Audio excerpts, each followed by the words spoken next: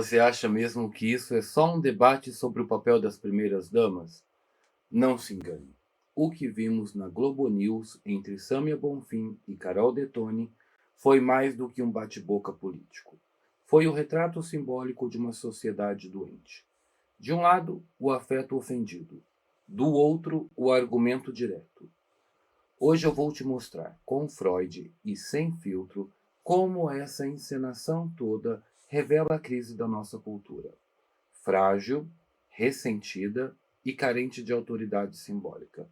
E fique até o fim, porque no final eu vou te mostrar quem realmente manda quando o amor morre, o pai é demitido e o Estado ocupa o lugar do desejo. O episódio transmitido pela Globo News expôs um embate simbólico, mais que um bate-boca. Foi o choque entre dois modelos de política, e mais profundamente, entre duas formas de enxergar a mulher, a autoridade e a própria estrutura social. De um lado, Carol Detoni, com dados concretos, argumentos jurídicos e crítica firme ao papel que Janja tem assumido como primeira-dama. Carol foi direta. Janja se porta como se tivesse mandato, tem equipe, gabinete, discurso público, presença internacional, gastos vultuosos, mas sem ter sido eleita, sem voto, sem legitimidade formal. Uma atuação política disfarçada de representação simbólica. Carol denunciou o gabinete paralelo de Janja. São 12 assessores, viagens internacionais em hotéis de luxo, ações fora de qualquer protocolo. Citou inclusive a instrução normativa da AGU, que foi uma tentativa do próprio governo de conter os excessos, e ela ainda foi além, apontou a ausência de resultados. O programa Aliança Global contra a Fome e a Pobreza não apresenta dados nem presta contas. Enquanto isso, Michele Bolsonaro, com o programa Pátria Voluntária, entregou números claros: 4 milhões de pessoas atendidas, 10 milhões arrecadados em recursos privados, 20 mil toneladas de alimentos distribuídos. Do outro lado, a Sâmia Bonfim respondeu com retórica ideológica e apelos emocionais de sempre. Chamou as críticas de machistas, disse que Janja sofre ataques por não aceitar ser decorativa, disse que a presença de mulheres na política ainda causa estranhamento. Isso porque eram duas mulheres conversando. Mas ela também não respondeu aos dados, desviou o foco, atacou Michele Bolsonaro, ressuscitou polêmicas antigas, criticou o silêncio dela diante das falas de Bolsonaro, falas que ela denominou de machistas, né? Sâmia transformou o debate em palco identitário, onde toda a crítica à mulher é automaticamente vista como opressão. Jogou fora o debate sobre função pública, legalidade e responsabilidade e usou o vitimismo simbólico como escudo. O duelo entre as duas mostrou muito mais do que parece. Não era só sobre o papel da primeira-dama. Era sobre duas formas de operar no espaço público. Carol, com dados, estrutura e legalidade, e Sâmia, com afetos, identidade e moralidade confusa. O que vimos ali foi o colapso simbólico da política. A emoção no lugar do argumento. A narrativa no lugar da lei. Freud chamaria isso de retorno do recalcado. Mas aqui o que retorna é a incapacidade de lidar com o limite, com a autoridade, com a função simbólica. No fundo, aquela troca de farpas escancarou algo mais profundo, a morte do lugar simbólico e o triunfo do ressentimento como linguagem dominante. Não foi só um debate, foi uma pintura da nossa cultura política. E o que ela mostra é inquietante. A discussão entre Carol e Sâmia não foi só um embate de opiniões. Ela revelou algo mais profundo, um sintoma grave da nossa época, a corrosão da autoridade simbólica na cultura política contemporânea. Na linguagem de Freud, isso é sinal de regressão, e não é pouca coisa. Freud mostrou que quando o pai simbólico perde seu lugar, quando a lei desaparece, o sujeito não amadurece. Ele regride. Fica preso numa lógica infantil. Busca prazer imediato, rejeita o limite, se recusa a lidar com a realidade. Foi isso que vimos naquele debate. Uma recusa em lidar com os fatos. No lugar do argumento, o ressentimento. No lugar da função, a emoção. No lugar do debate, a performance. Sâmia não respondeu sobre os gastos, não debateu a função da primeira-dama. Ela apenas acusou Carol de machismo, como quem grita "lobo" sempre que é confrontada com a realidade.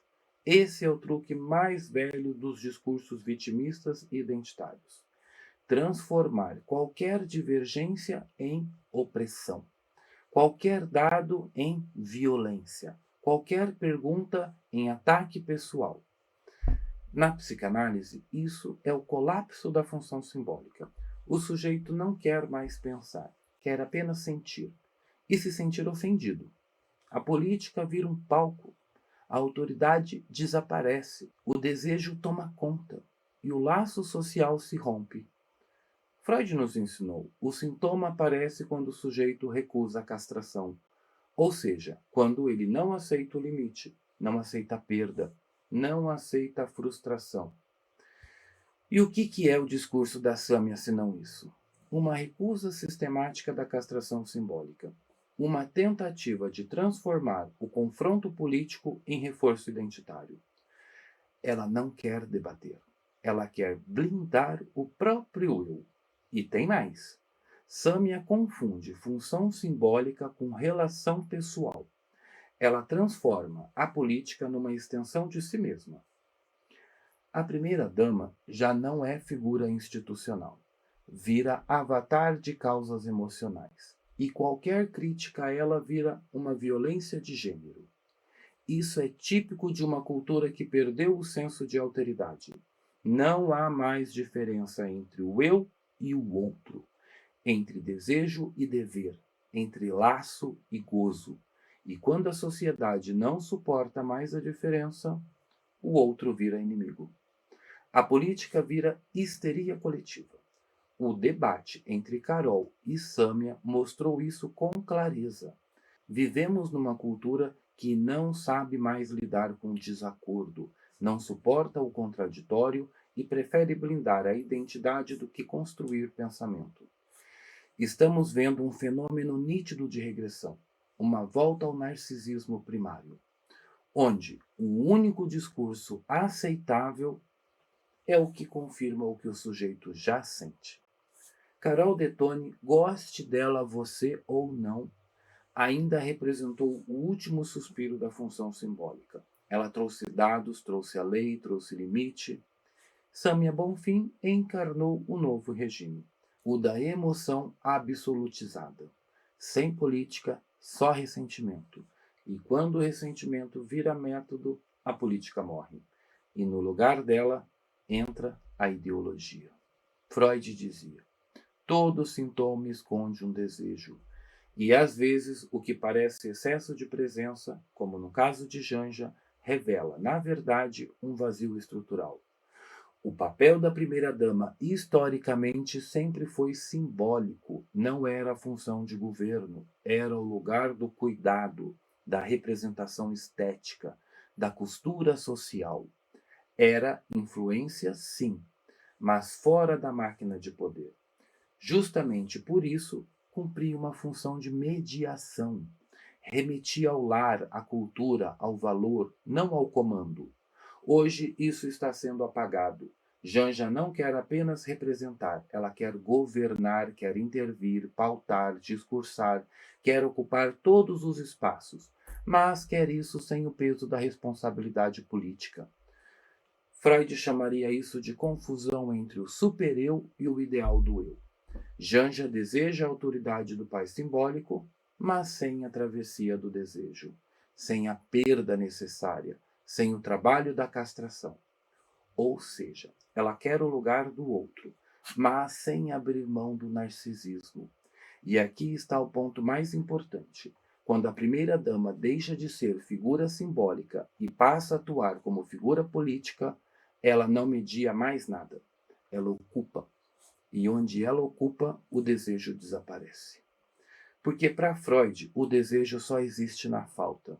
Desejo precisa de vazio, de ausência, daquilo que ainda não se tem. Mas Janja, como ícone da sociedade do afeto, não opera no desejo, opera na plenitude. Quer ser onipresente, onisciente, onipotente. Síntese entre o privado e o público, entre o amor e o poder, entre o cuidado e a dominação. E qual o efeito disso? O desejo é substituído pela gestão. O laço vira marketing. A escuta vira pronunciamento. Não há mais silêncio. Não há mais espera. Não há mais alteridade. Só presença, saturação, hashtags, imagem.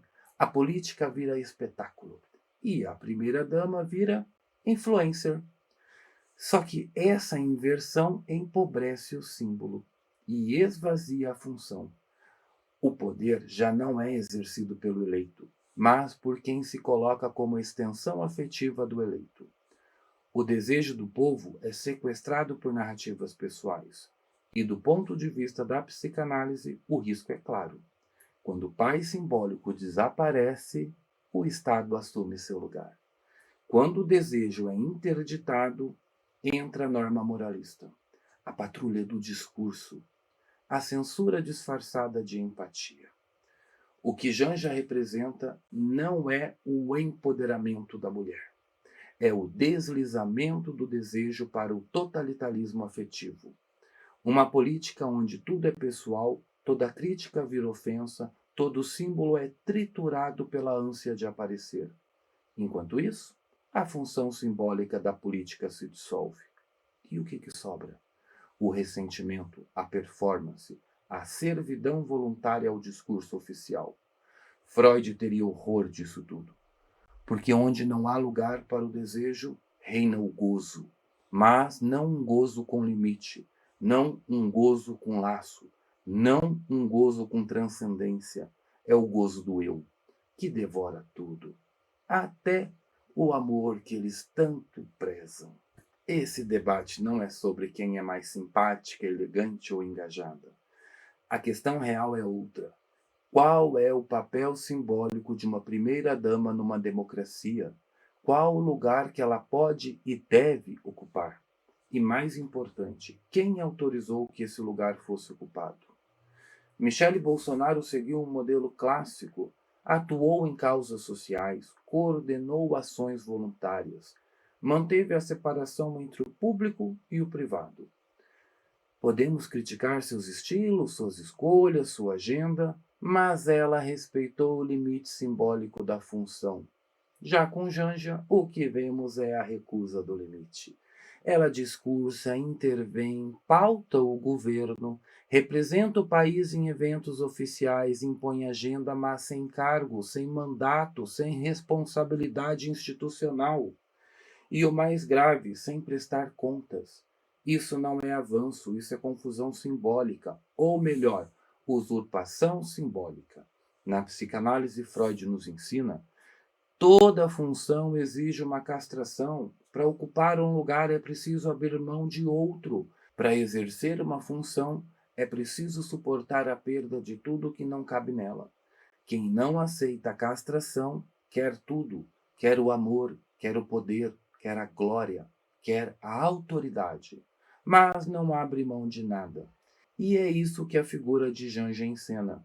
Um desejo ilimitado de presença, ela quer ser tudo: esposa, conselheira, embaixadora, militante, influencer, gestora de programas sociais, símbolo do governo, ícone do afeto, tudo isso, sem ter sido eleita, sem nenhuma estrutura de prestação de contas e sem aceitar crítica.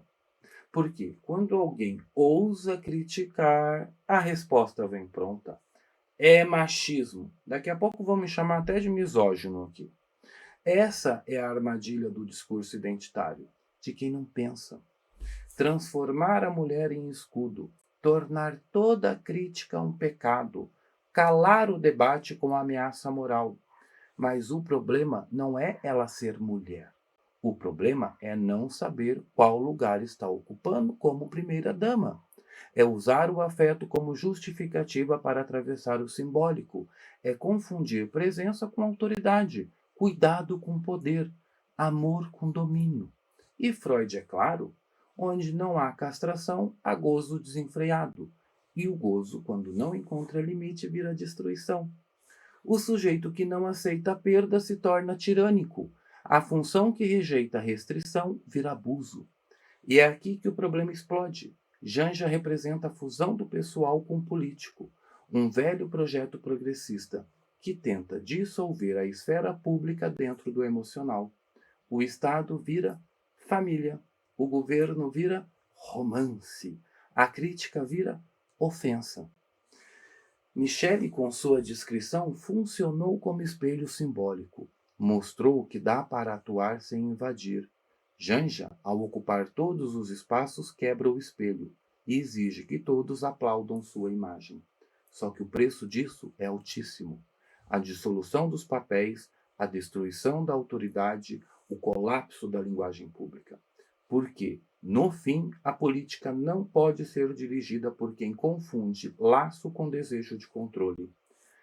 A mulher na política não precisa ser submissa, mas precisa entender que o poder verdadeiro não vem da comoção, vem da função. E função exige limite. Sem isso, não há democracia, só histeria. Quando o amor morre, o pai simbólico é demitido. E quem assume o trono não é a razão nem o mérito, mas o afeto ferido pronto para ser explorado, manipulado e vendido como virtude. E agora vem a cereja do bolo. Quem lucra com isso? O Estado, que se oferece como substituto, tutor emocional de uma sociedade órfã de autoridade. A mídia, que transforma a política em entretenimento e todo debate em novela de chororô. E o discurso identitário, que troca argumento por emoção e vende afeto como se fosse pensamento. Agora comenta aqui com coragem. Ainda dá para fazer política com seriedade no meio desse colapso emocional disfarçado de inclusão? E eu sou Rafael Marques Menezes, psicanalista, professor e diretor da Escola Britânica de Psicanálise no Brasil. E aqui no nosso canal, a casa é sua.